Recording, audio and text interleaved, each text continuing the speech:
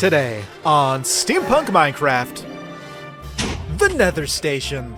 In today's video, we're diving deep into the depths of the Nether to create a subway station. Why? Because we need lots of blaze rods, I'm gonna fight dragons, and gather lots of XP in the process. This is the next episode of SteamPunk Minecraft. You want to play mod packs with friends, but you can't seem to find a good server. And the free ones? With the big mod packs these days, free servers are just too laggy. Luckily for you, there's BISECT hosting. They host my server, and with plenty of affordable options, they can host your server too. And the best part is, they support almost every mod pack. Use code DOUBLESAL at checkout for 25% off your first order. BISECT hosting, a great site for great servers. In the last video, we made this glorious power plant, a place to harvest all the power we needed to create any factory we wanted. Now the question remains, what kind of factory do we want to build next? Well, how about this TNT factory, suggested by this subscriber? Yes, everybody loves TNT, it's explosive, it's exciting, and it's expensive. But in today's video, we're going to do everything we need to start taking the first steps towards our automated TNT. To make TNT, you need two simple ingredients: sand, which is easy, and gunpowder, which is not so easy. To make gunpowder, you have to have nitrate, sulfur, and charcoal. Now, charcoal we can come by easily, but nitrate and sulfur, well, there's a process to follow. For example, if we want to get nitrate, we have to gather lots of sandstone, and I'm talking stacks. You take the sandstone, you throw it into this grinding machine, the sandstone is broken up, and you get sand as well as nitrate. Well, this machine uses lots of power. Thankfully, we did have a generator to generate all that power, so once it was juiced up, we were getting lots of sand and all the nitrate we needed. That's one thing to check off our list. Next, we have to worry about sulfur, but not until I add a new weapon to my arsenal. This brand new weapon was going to be powerful. It was going to be just what we needed to make our journey to the Nether that much safer. That's right, we're going to the Nether for sulfur. I tested it a couple of times, and then I made the determination that this was exactly what I needed if I was going to make my journey safely across the Nether. Now, what was my goal there? To find another fortress. Reason being was because we needed blaze rods, and blaze rods can only be gathered from blazes, which of course spawn in those fortresses. So with this new weapon of mine, I was going to stop at nothing until I had a steady source of blaze rods. I carefully maneuvered my craft through the Nether, trying not to hit anything. Finally, I laid eyes on the fortress, as well as the many enemies who were waiting to destroy me. Thankfully, I came prepared. I began clearing out each enemy one by one, and after that ordeal, I went looking for a blaze spawner, the source of my blaze rods. Thankfully, that didn't take long, and now it was simply a matter of safely gathering them. Now, there were a few processes I could go about, but the main idea was to transfer them from the spawner all the way back to the portal. Didn't want to have to make the long trip in between, so I needed a system that was going to work. I took one of the blaze rods I had collected and threw it into the grinder. It was crushed up, and out came the blaze powder as well as the sulfur we needed. But we still needed a lot more. Thankfully, I had a plan that involved the train station. And at the train station, I was going to build a portal. Now, Double Sal, why would you build a portal at the train station? Well, that's because we're building a brand new stop on our railway line, the Nether Station. And this Nether Station was going to act as the main point of transportation to every other area in this dimension. Granted, this station was going to be small, but you know what? It's the Nether, and we're not trying to go too big without getting ourselves blown up in the process. So that's exactly what I did. I began constructing a small little hub where I could safely come and go as I wanted without getting killed. Now, the Nether is a very dangerous place, and building with anything except cobblestone is extremely risky, as you run the chance of getting blown up by a ghast. Now, in case you didn't know, ghasts can blow up everything except cobblestone and obsidian. I wasn't going to use obsidian, and cobblestone is an ugly block to build with, so I had to be fast, I had to be alert, and if you're not alert, this happens. An assault by multiple ghasts on multiple fronts, blowing up all of your hard work right in front of your eyes. That's why you have to come prepared with a proper weapon. I quickly began building the roof and the walls because once the ghasts don't see you anymore, then well, they're not a problem. I also collected some glowstone to start lighting up the area to prevent other unwanted guests from spawning. Once all my materials were collected and my blocks were placed, I finally had a nice little place I could call, well, I guess I missed a spot. I swear, we can't have nice things in the Nether. I hate it here. Oh well. Anyways, back to work. This is what it looks like when it's not being invaded by enemy. Ah, I spoke too soon. Please go away. When the dust had settled, I went back to work adding the finishing touches to this Nether hub, and then after that, I began working on the next important feature, an elevator. One that went to the bottom depths of the Nether so that we wouldn't have to worry about the enemies of the surface bothering us like you had just witnessed prior. I even built a little tube so that we could safely descend on the elevator. I had a little bread break, and then it was finally time to take this elevator for a test ride. I glued it all together, clicked the elevator block, I pressed the button, and then me and my little friend descended down to the depths of the worst place in Minecraft. But you gotta admit, when you're looking through the glass, it is very pretty. At least when you're not getting killed by everything that lives here. That's why we have safety precautions like this tube. Anyways, once we got to the bottom, it was time to keep working on the subway. We had finished the elevator, we had finished the entrance, and now we actually had to get started on the train system itself. So, to get started on that, I went back to the surface to go grab a very important tool, but not before I planted some lava as well as some soul soil to grow something essential. I planted some soul sprouts which I put in my soul lamp which kept me from overheating. I then made a detour to the overworld where all of a sudden I saw that my power plant was being assaulted by these dragons.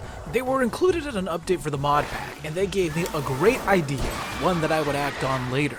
But in the meantime, it was my job to destroy them before they destroyed me. And once that was taken care of, it was time to go back to the Nether to act on the next big step. We needed to drill a hole. Not just any hole, a very long tunnel that would allow our train to sweep safely through the terrain of the Nether. Although you do have to watch out for those underground lava pockets. Yes, the tunnel continued to grow longer and longer, and eventually we reached the end of the line, so that was the point where I decided to start laying down the tracks. I even decided to use a brand new block, brand new to me at least, and it stopped the train immediately before it went into that lava. Thanks to the tunnel, I was now closer to the Nether fortress. I laid down the rest of the tracks, and then the next step was to start building the train. And as always, I had to start by building a little test platform just to make sure that I remembered how to build one of these properly. I glued the test platform together, and then it was simply a matter of testing its speed in this long tunnel. I just wanted to get a feel for how long it would take to make one trip from point A to point B, and I gotta admit, it was a lot faster than I thought it'd be. I had to make sure I didn't fall off or this train was gonna leave me behind. It just steamrolled through those poor zombie pigmen. It didn't take long before I reached the end of the tunnel, as well as the stop for the Nether fortress. I already carved the platform in the inside of the wall, and then on my way back, the train slipped right under my feet and left me behind. Eventually, I was able to catch up, and once I did that, I added a second cart, a crucial add-on to our Nether train. I even cleaned up the platform for the starting point of our Nether subway. Now back to the second cart. This was gonna hold the vault. Now, the vault is a very important block in the Create mod. Basically, it acts as a storage block, kind of like a chest, except you can't access it unless you're using Create mod blocks, like funnels. So that was exactly what we needed because unlike a chest, the vault had so much more storage space, it could be moved, which was perfect for trains, and we could load and unload it at each stop. I went back to the hub to harvest some soul sprouts because my lamp was getting low and I was gonna start burning up. And the way you can tell if they actually have sprouts, well, you see that one only had stems. But this one, the little blue bulbs, that one has lots of sprouts to harvest. Thanks to those plants, my time in the Nether was extended, which meant I could work more on the trains, like adding these portable storage interfaces. The block that allows you to move items from contraption to contraption. Here's a demonstration on how it's gonna work. For example, we're gonna put a torch on the belt here, and then I also happen to have this mechanical arm. The torch goes into the funnel, into the block. Let's throw in some slabs for good measure. Slabs go in as well, and the idea is that they're supposed to transfer into the vault, which they did. And yeah, they're in the train now. But we're not here to transfer slabs, we're here to transfer blaze rods. And the blaze rods are up on the surface, so I had to dig a staircase that led me up. Eventually I reached the fortress, and after that, I had to start devising a system that would allow me to transfer the blaze rods from the spawner to the tunnel underground. I began building a safety barrier that would protect me from the blazes that didn't want me to harvest their items. Unfortunately, they were no match for the power of the Minecraft block. With my safety barrier slowly taking shape, the blazes were eager to eliminate me, but there was nothing they could do to stop what was coming. Eventually, I began dismantling the blocks around their spawner so that I could begin constructing a blaze grinder.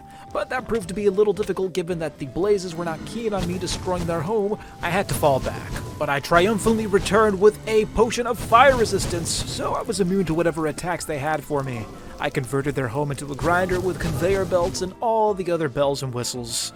It was a very humane design, and they were going to be punched to death with this deployer. And all of this mechanical wonder was powered by a mechanical windmill. Yes, it was all coming together, although I did have to make a glass barrier around my workstation because I was still getting attacked by the other blazes who didn't like what I was doing to their brothers. And once that barrier was done, I was finally allowed to work in peace, which meant I could start adding more mechanical belts to start transferring the items from point A to point B, from the spawner to the station. I force-loaded the chunks so that my machines kept working, and I even installed a custom mod so that the scarecrow there acted as an entity, allowing more blazes to spawn. Yes, this system was full of innovations, and my items were being produced at an excellent rate. They went down the belt and through the tunnel until they came face to face with the chute. I added a funnel for the items to pass through, and once they entered the chute, they would drop all the way down underground to the tunnel I had made. It was a long fall, but once they reached the bottom, they would enter the second mechanical belt, which took them all the way to the train station. Speaking of the train station, it was time to beautify this area. Lots of sandstone slabs and a lot of stone slabs.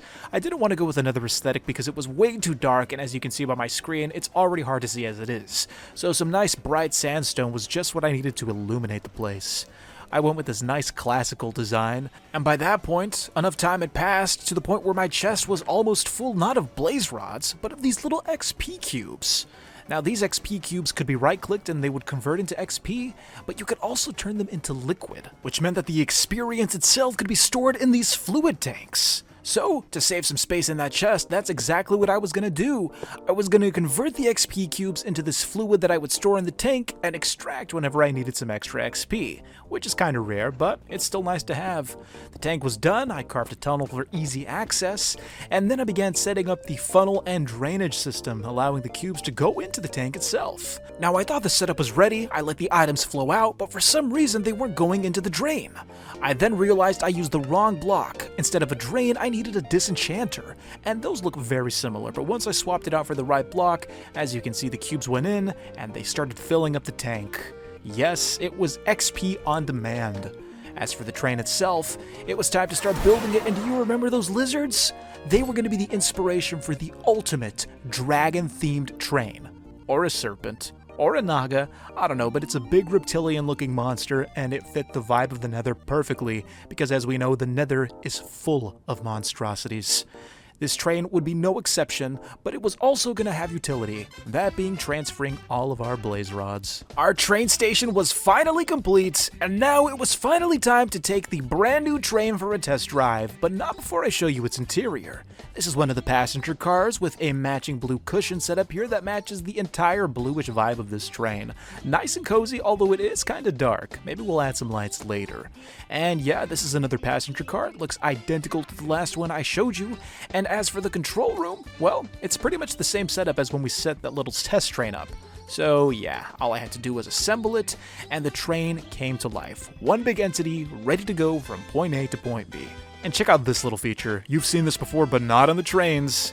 When I move the train, the doors close, and when I park the train at the tracks, the doors open again.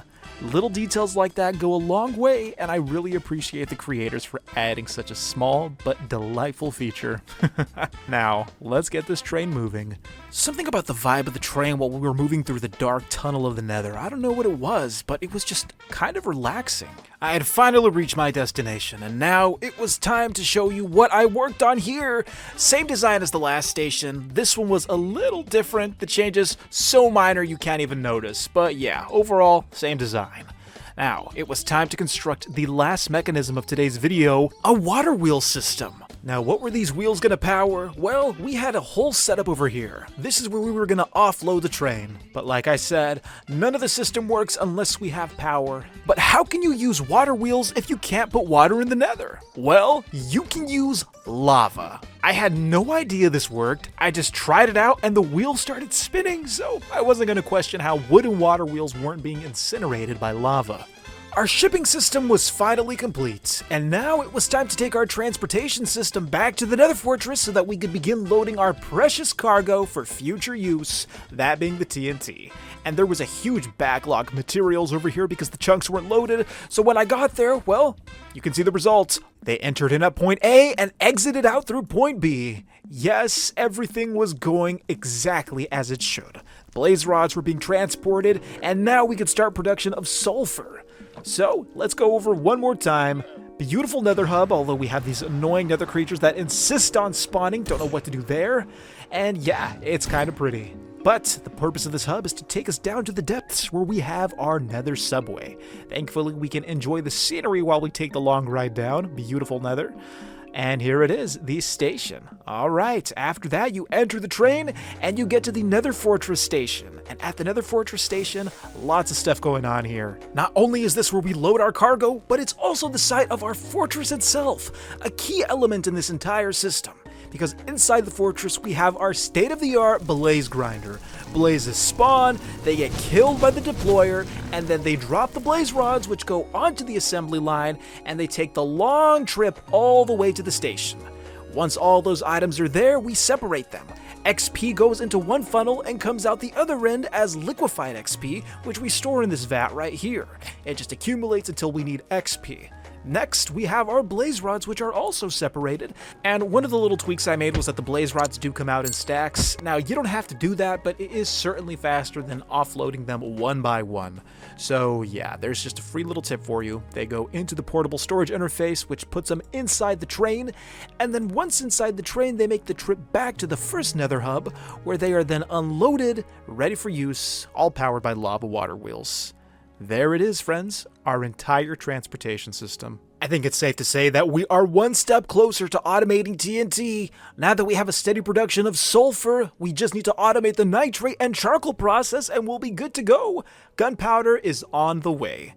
Well, I hope you guys enjoyed today's video. If you did, be sure to leave a like and tell me what you thought in the comments down below. Thank you so much. I will see you next time. This has been Double Sal. Have a great day.